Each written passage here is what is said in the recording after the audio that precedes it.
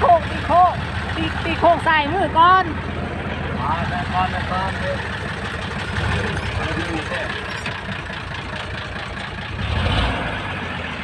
เฮ้ยคงบอกว่าได้ทางเข่า เด้ทางข่าวนี่แหละ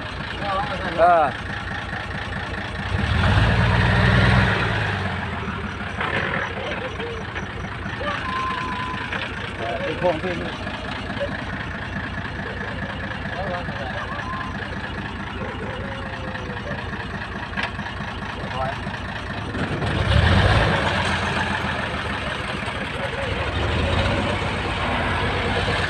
แล้วตอนรู้อ่ะ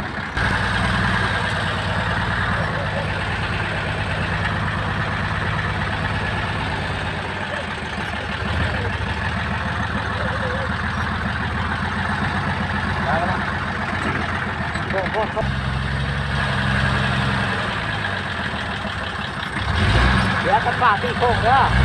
ไปก่อนไปยิงมาเลยอีก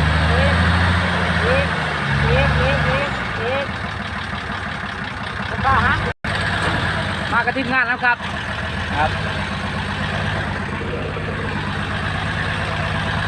คร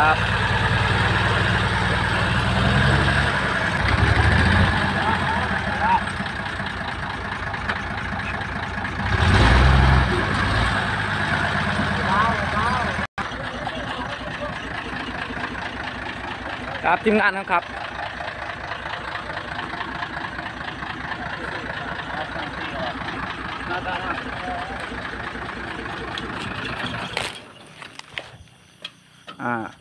เหมาะเลยทีมงานฮะ